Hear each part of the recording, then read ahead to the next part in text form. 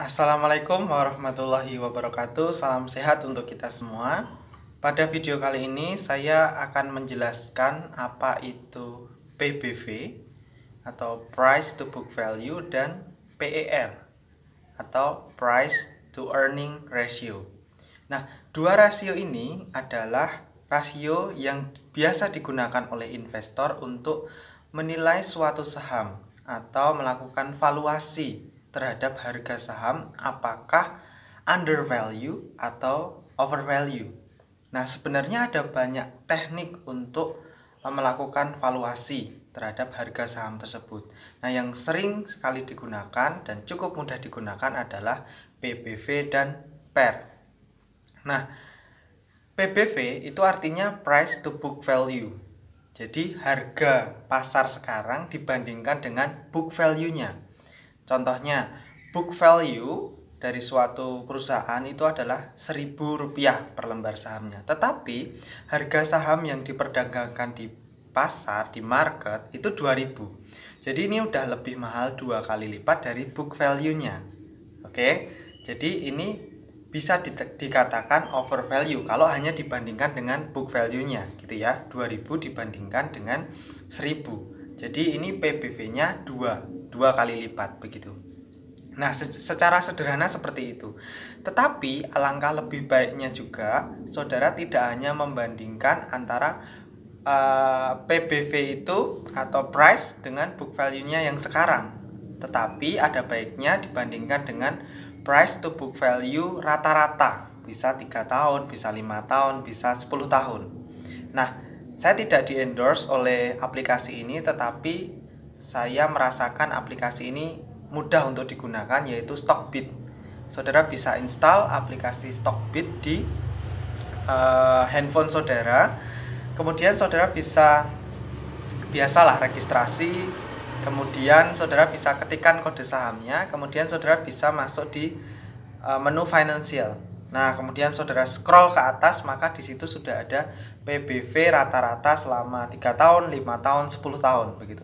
Jadi PBV yang di atas 1 itu belum tentu overvalue gitu ya. Jadi belum tentu mahal. PBV-nya itu di atas 1.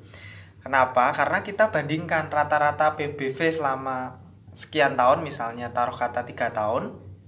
Ya memang rata-rata perusahaan itu diperdagangkan di PBV rata-ratanya 2 begitu. Oke. Jadi kalau pada saat ini harga saham tersebut PBV-nya 2 ya, jadi fair price gitu ya. Tapi kalau PBV-nya 5 kali lipat begitu, maka ya overvalue gitu. Jadi bisa dibandingkan dengan rata-rata PBV perusahaan tersebut. Kemudian valuasi yang kedua, cara melakukan valuasi yang kedua yaitu dengan PER atau price to earning ratio. Jadi rasio ini membandingkan antara harga dengan EPS gitu. Price to earning ratio. Jadi dari arti kalimatnya itu sebenarnya sudah bisa mengartikan ya, price itu harga, earning itu earning, hasil yang bisa dihasilkan oleh perusahaan gitu. Nah, PER ini semakin tinggi juga semakin mahal begitu. Jadi PER itu bisa dikatakan harga saham itu murah jika PER-nya rendah begitu kan. Semakin rendah PER-nya semakin murah harga sahamnya gitu ya.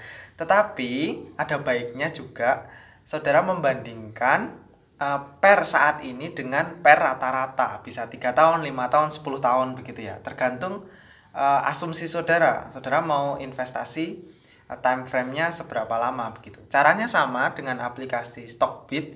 Saudara bisa ketikkan kode sahamnya, kemudian klik di menu finansial, kemudian scroll ke bawah, itu ada rata-rata PER selama 3 tahun, 5 tahun, 10 tahun begitu.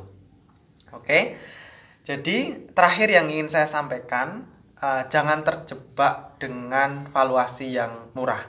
Oke, jadi tadi sudah saya sampaikan arti PBV dan PER, tetapi saudara jangan sampai terjebak dengan valuasi yang murah. Kenapa? Karena kan ada banyak tipe investasi ya. Salah satunya adalah value investing. Value investing itu membeli ketika valuasinya itu murah, kemudian menjual ketika valuasinya itu sudah menyentuh fair price atau harga wajarnya begitu. Nah, saudara jangan salah, PBV di bawah 1 itu banyak begitu. Jadi banyak harga saham yang bisa dibilang oh ya undervalue, PBV-nya di bawah 1 begitu. Jadi book value-nya 1000 tapi harga sahamnya itu hanya 200 begitu. Artinya kan hanya 0,2 begitu. 0,2 kali PBV-nya. Oh, berarti murah dong. Hati-hati, saudara harus lihat fundamentalnya secara keseluruhan, ya. Jadi prospek perusahaan tersebut bagaimana, apakah masih bisa berkembang, apakah perusahaan tersebut termasuk di dalam sunset industry, apakah perusahaan tersebut terkena disrupsi begitu. Nah, jadi saudara harus lihat secara keseluruhan. Kemudian apabila memang saudara menganalisis secara kuantitatif, jadi angka-angka itu, valuasi itu terakhir saudara. Jangan di awal, jangan cari PBV dan PER-nya dulu. Cari ROE, ROA-nya dulu. Jadi cari perusahaan yang bisa menghasilkan laba yang besar, ROE-nya besar, ROA-nya besar begitu. Ada growth-nya di situ. Oh, perusahaan ini semakin besar, perusahaan ini semakin baik. Kemudian barulah dilihat PBV dan PER-nya. Jangan ujuk-ujuk dari awal lihat PBV dan PER-nya. Karena apa? Bisa terjebak value trap. Jadi berharap, wah ini beli perusahaannya murah. Ya mungkin memang murahan begitu. Jadi memang dijual murah karena memang nggak ada yang mau membeli perusahaan tersebut. Ya mungkin tadi karena perusahaan tersebut ada di sektor yang sunset industry misalnya, terkena disrupsi misalnya, atau ya masa depannya sudah tidak cerah lagi begitu. Jadi hati-hati. Itu saja yang ingin saya sampaikan tentang PER dan PBV. Semoga ada manfaatnya. Nah, jika saudara ingin request atau diskusi mau membahas topik apa, silahkan tulis di kolom komentar. Terima kasih. Salam sehat. Wassalamualaikum warahmatullahi wabarakatuh.